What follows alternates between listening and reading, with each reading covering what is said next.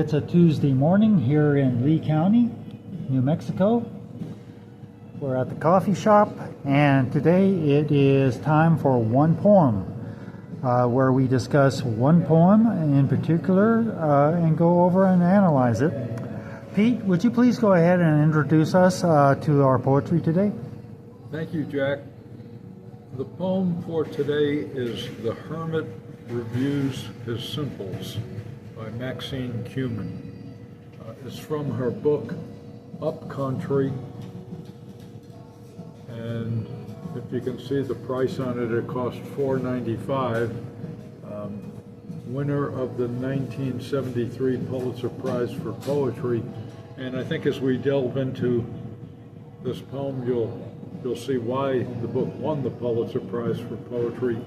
The Hermit Reviews His Simples is one of 8 hermit poems that begin Maxine Kumin's collection, and you can see in the table of contents there, perhaps.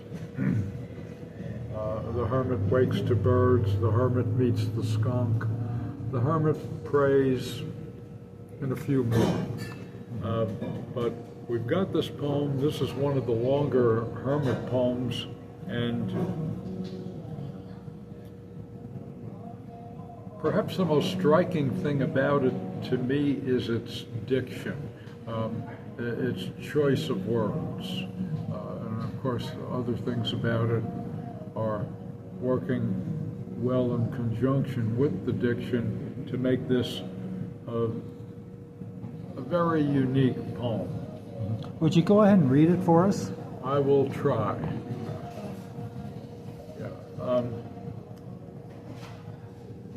The Hermit Reviews His Simples by Maxine Kumin. If a man cannot pass water, says the old handbook of simples, you steep him in a potion of beetwort, so called because its leaf blades will comfort the drones in the hive and lull them back to their labors. The hermit calls it sweet flag. He knows how to boil the rhizomes down into candy, a trick that settlers learned from the Indians. Sweet flag calamus, the smell of its growing sits on the swamp air. He walks in the clutch of dragonflies that so shut the mouths of bad children, and the leeches side slip on his rubber boots. Stooping among the rushes, he thinks if it should befall him, within 3 days he will send forth his urine. Each year, at the juice end of summer, the hermit goes down to the river to cheat the raccoons and the polecats of what the old herbals call wallwort. Bending the snappish twigs down and careless about their magic that laid to a snake bite will heal it, or ooze in 4 draughts will cure dropsy. He strips off the elderberries, but after his pail has grown heavy, he observed the ancient injunction, lest any evil befall him, on leaving, do not look behind you. Cleavers, the hermit says burdock, that poke from last winter's taproots, if peeled to their white pith, as new as the thighs of North Country virgins, in stew will beget a man's sons. The alumins, brighter than onions, when mixed with salads, will render them more grateful. To bring on the monthlies, pennyroyal. To fasten loose teeth down, elfdock. Take rhyme for melancholy, cucumber borage for courage. For poverty of the blood there is comfrey, and if, heaven forfend, it befalls, tea made from small purple avens will preserve the heart from the noisome and infectious vapors of the plague. But the hermit does not sicken. He has put his June wine in the cupboard. He has laid down the handbook of simples. He calls the old dog from the front stoop and goes on walking his fences. Very good. Now, reading through that, what really strikes you about it outside of the word usage? How amazingly good this poem is. That's what strikes me reading it. Good writing is easy to read. I know I flubbed it up in a couple of places, but still, I'd like to feel I had the rhythm that Kumin had as she wrote it, and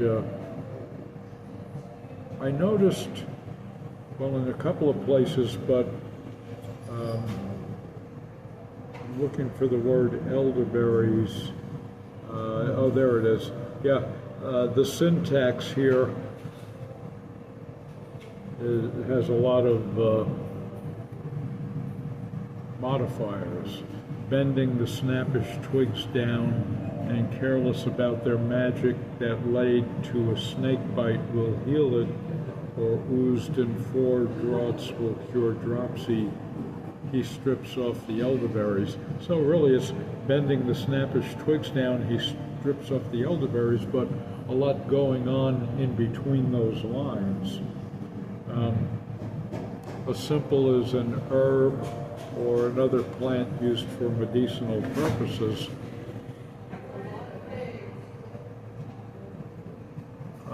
The diction, B-ward, I'm not sure if I'm pronouncing this correctly, rhizomes, Yeah. sweet flag, wallwort, elderberries, cleavers, alliums, words not common to everyday speech, but that the speaker handles with familiarity.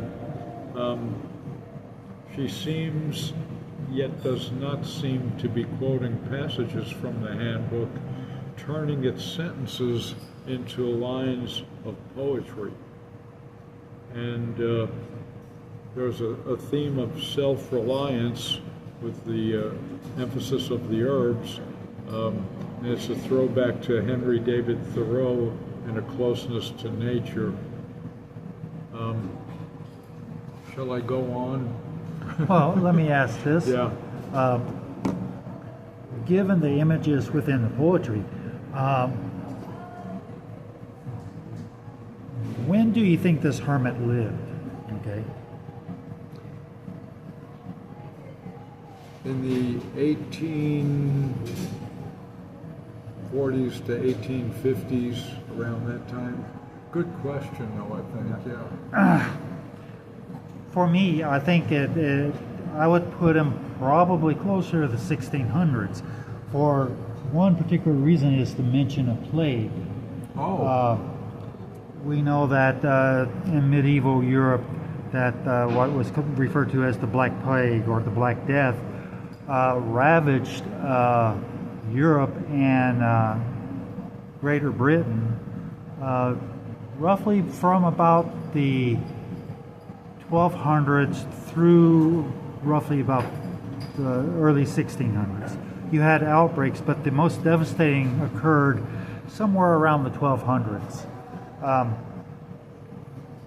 And again, when you think about the medicine, what was relied upon in medieval times, in the Renaissance era, obviously it was nature-based. Whatever you got to treat a sickness or a disease, you had to pull from nature. You had to distill it from whatever concoction you were working on, whether you added in cow's urine or if you added in the warts and the medicinal plants. Everything was nature-based as opposed to be a chemical-based medicine. A stark contrast to what we have today, in which almost all medicines today are chemically informed, as opposed to being a derivative of something that is naturally occurring. Obviously, because the pharmaceutical industry patents the things that you can draw out from nature, and turns it and alters it into some sort of chemical. So I would say probably earlier, at least to my mind. Now, this is the wonderful thing about poetry. The reader can take that frame of reference. When they read the poetry, they can put the poem in the frame of reference that connects with them. You said 1800s. I think it may be a little bit earlier. Someone may only think of it 40 or 50 years ago, especially if they're from Appalachia. Because, oddly enough, people in Appalachia still go out and pick out medicinal plants. Sure. There's a lot of people who are really, they use what grandma used. And they still use what grandma used because her grandma used it. And it goes back and back and back. When you have a long family history, and it becomes, this is what you do when you have a cold. This is what you do when your back aches. This is what you do when you can't go pee. These are the home remedies that people have used for centuries that have some degree of effectiveness. So, moving on, Pete, what would you recommend our readers get from this? What overall this poem? Why today? Why is it relevant today? Simply because of how well Maxine Kumin uses the language in it. And to go back a little bit of more of a historical context, Jack, we have the line, a trick that the settlers learned from the Indians, with a capital I there. Right, so that would definitely put it past 1600. Yeah, and this book is called Poems of New England too, and which made me think of Henry David Thoreau and all. But it's like any good poem, not a syllable wasted. Right. Every syllable, every word, every image fits the whole. And I like things like this. Well, the phrasing is very particular. He says a beef wart. You steep him a potion of beef wart, so called because. And she gives this bit of exposition in an image. Its leaf blades will comfort the drones in the hive and lull them back to their labors. And you get that alliteration of lull and labors there. That just rubs me the right way, and it pleases my ear. Also, a clutch of dragonflies. He walks in a clutch of dragonflies, and they have that so shut the mouths of bad children. And then you got that tactile image of the leeches, and the leeches side slip on his rubber boots. There's an immediacy there. Right. We can feel it where we are right with the hermit. And then, of course, you got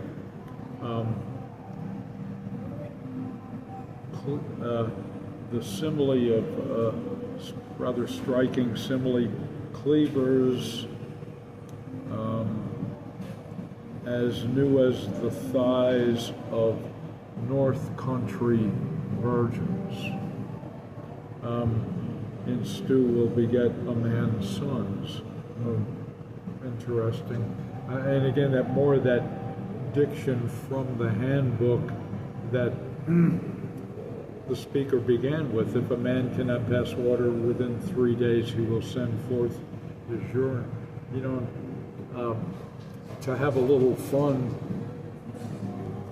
I can see you or me in a classroom, and we are starting a poem, and the first line is, if a man cannot pass water, and somebody covers their ears and runs out of the classroom and runs down and tells the principal, and the principal's calling you in wondering why you're reading your students a poem about urine. Well, again, I think this points towards, again, this is an issue within modern culture, is that people are so easily offended. And what I like about this poem is, again, it's like the narrator is reading from the Book of Simples, if you will. We don't have those kinds of books as prevalent as we used to. I'm thinking in terms of, there used to be a handbook of curative herbs, or a what do I want to say? It was sort of a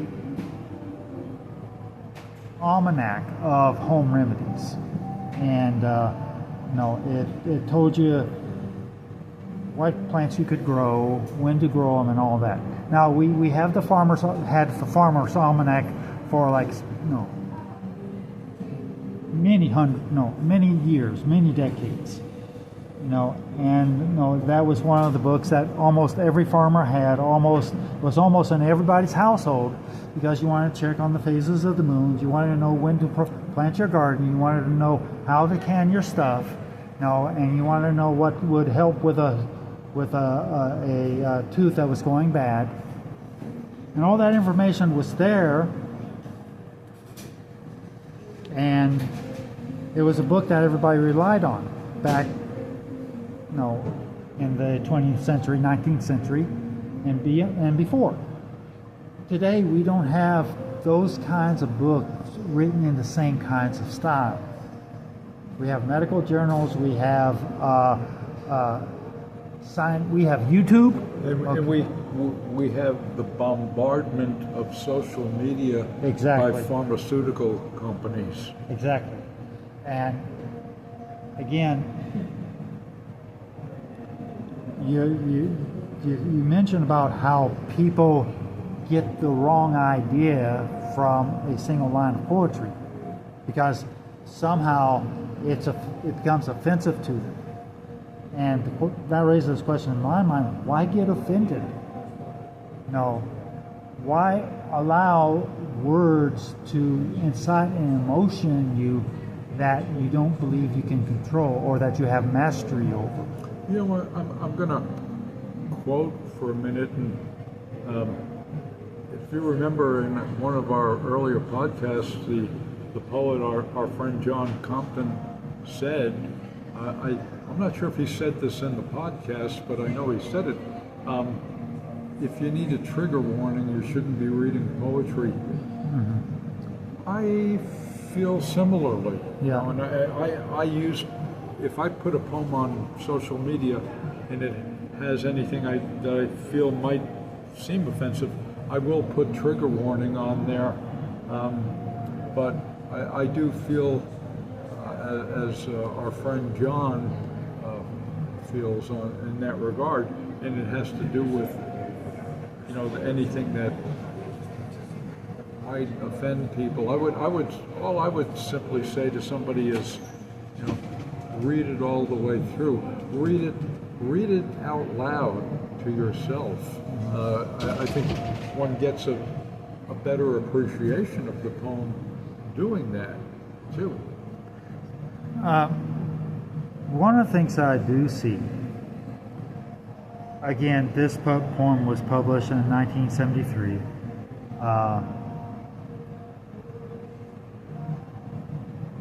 I think, and you grew up in the 70s. I grew up in the 70s. And our lives, I would say, growing up, were vastly different than people's lives today growing up.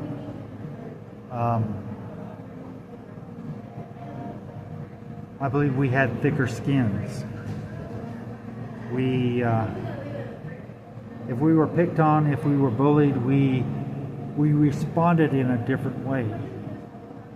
Instead of running to the principal or running to a teacher, especially boys, they would throw down. There would be fisticuffs. There would be a modicum of violence that was acceptable. And back in the day, a certain amount of violence was acceptable because it was perceived to at least be preparatory for real life, if not perceived to be a necessary evil, a part of the ritual of becoming a man. I think a lot of young men never have experienced that pruning process, the hazing. They are hazed today, certainly, but their response to it is entirely different than my response would be, or perhaps even your response.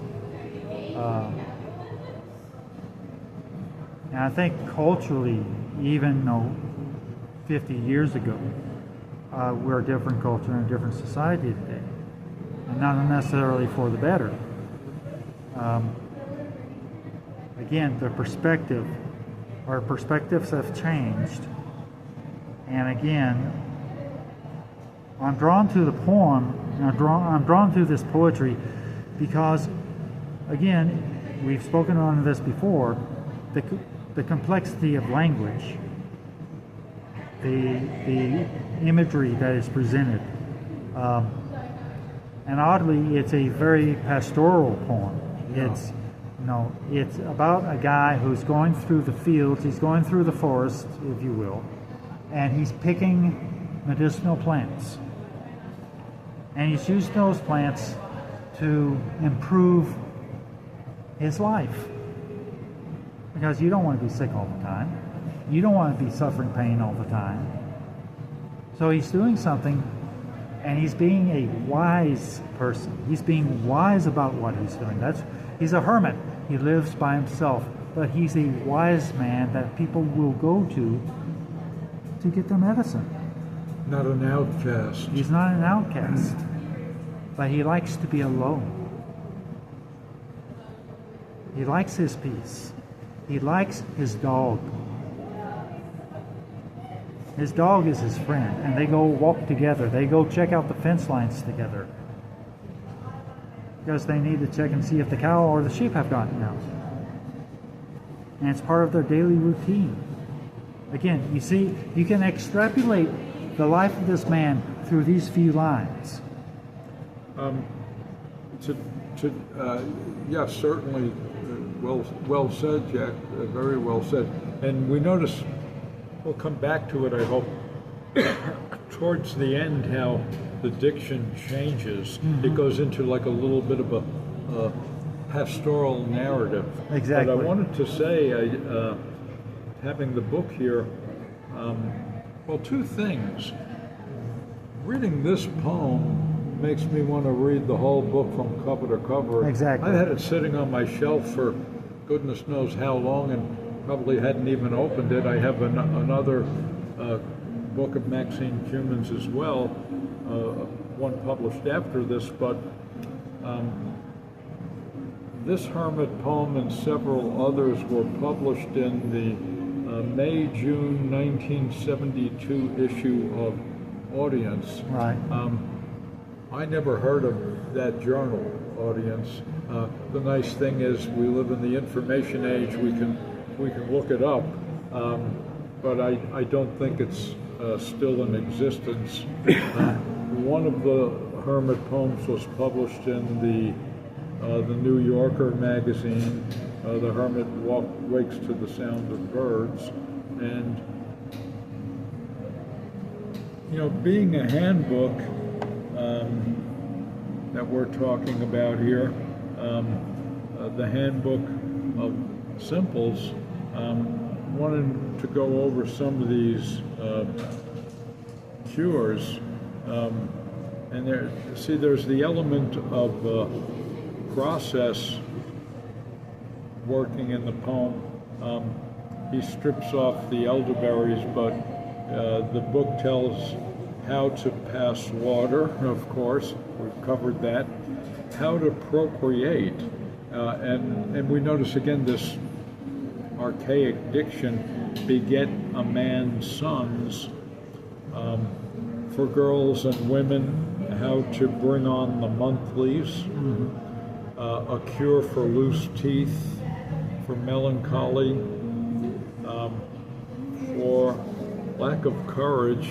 Let's see, take thyme for melancholy, cucumber borage for courage, and for poverty of the blood there is comfrey. And then we've got that narrative turn at the end. And I think the significance there, to me, toward the end is the words "goes on." Right. When I was in graduate school, my friend Al McGinnis and a few others remember this. We learned something called a verb adverb combination, and that's what goes on is a verb adverb combination. He continues. That's interesting too, and you know the present tense of that last two lines. He calls the old dog from the front stoop and goes on walking his fences. Present tense, and I think, yeah, it would be missing the mark, I think, to say that this poem is outdated. You know, although I could imagine someone or some people saying that, but to me, it's not outdated at all. It's just as relevant as anything we would read today, to me. Well, the thing is that there are still people who go out and collect medicinal herbs, medicinal plants. Oh yeah. There are, like I mentioned earlier, the people in Appalachia. There are still folks who go out and do the things that their grandmother did, and that. There's many communities throughout America that you have people who will eschew modern medicine in favor of homeopathic remedies. The hippie communes that were so popular in the 60s and 70s, early 70s. Late 60s and all, and I just was around one recently in Dixon, New Mexico. Mm-hmm. Yeah, that's right, Dixon. Another one that comes to my mind is Madrid, New Mexico, too. Yeah, and that wanting to live off the land and be self-reliant and not have anything to do with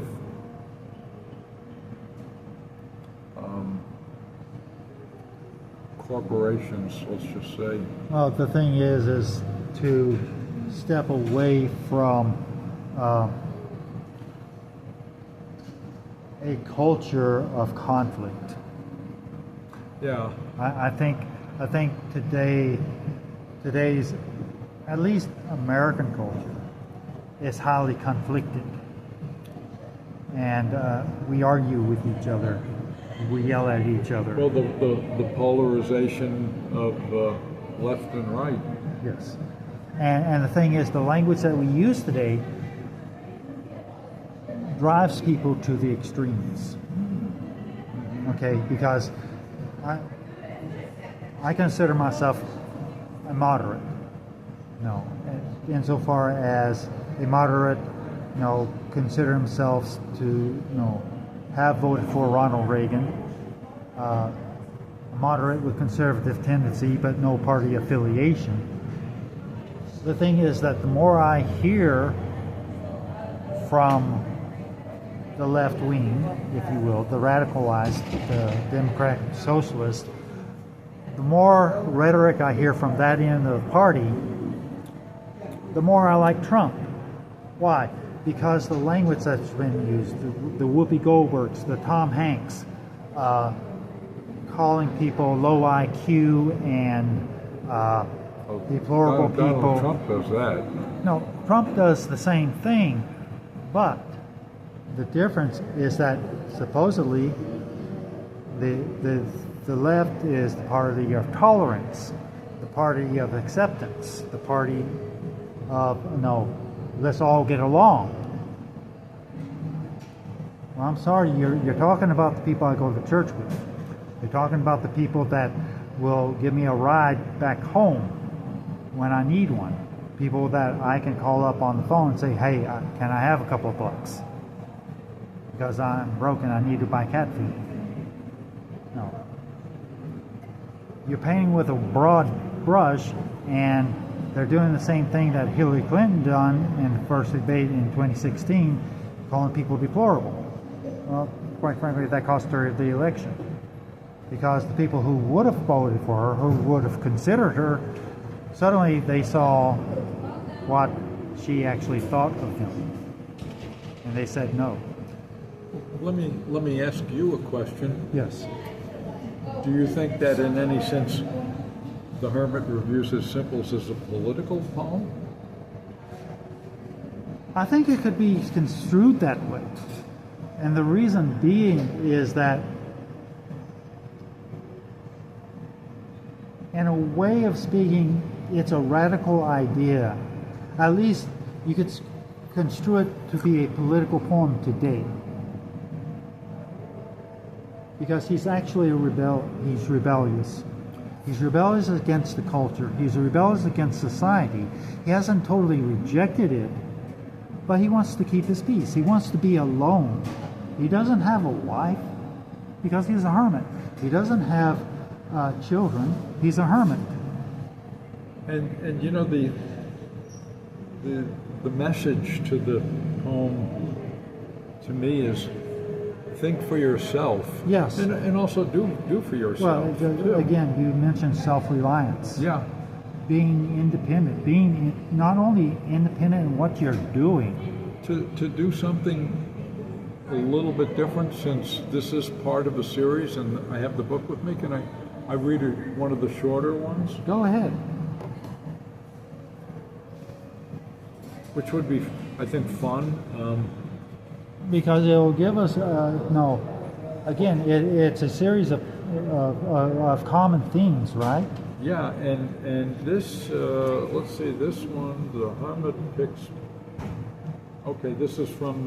It was also published in the this journal called Audience.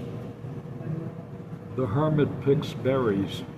At midday the birds doze, so does he. The frogs cover themselves, so does he. The breeze holds its breath in the poplars. Not one leaf turns its back.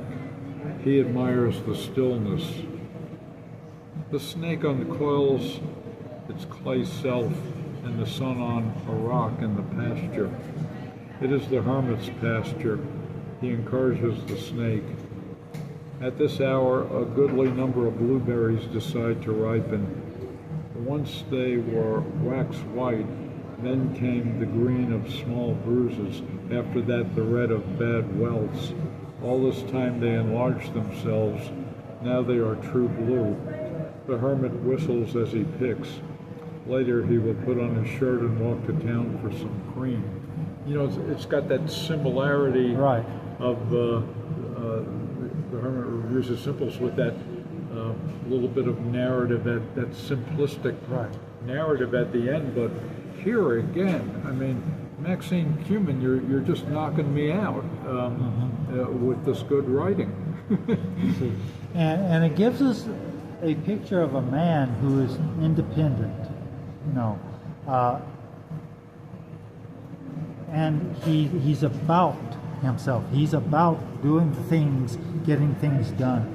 Yeah. He goes and picks the berries. He goes and distills his potions. He goes, again, throughout her poems that she writes about this hermit, we see a man who is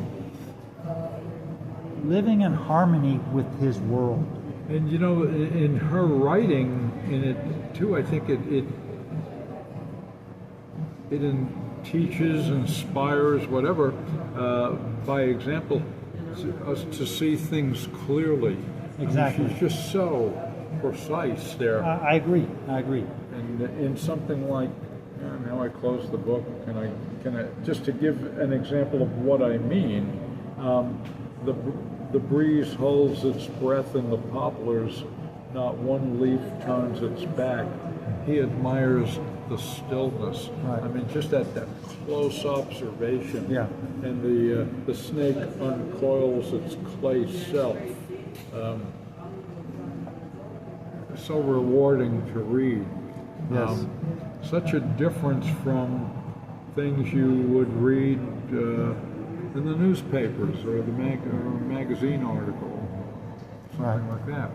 Right. So we're running out of time here. So what final thoughts do you have on this hermit fellow, and what would you suggest our readers do? You know, we notice, and I bet there's probably in none of the 8 hermit poems, the hermit is probably not given a name. We just know that the hermit is male and he's a hermit. But what was your question, Jack? Well, what would you encourage our readers to do, or our listeners to do? Strongly encourage them to find poems from this book and read them with an open mind. Give them a chance. As sure as we are sitting in Underground's, this coffee shop, I feel that doing that would enrich your life. I firmly believe that. Give it a chance. Not trying to be too missionary about it or anything, but that's what I feel, and that's what I would encourage people to do. Well, Pete, thank you very much for your analysis today. Folks, thank you for joining us on One Poem Today, courtesy of Lee County, New Mexico Voices. Again, check out the poetry, read a lot, and enjoy reading. It's becoming an endangered species today. This is Jack Campbell signing off for Pete Malignick. Y'all have a great day.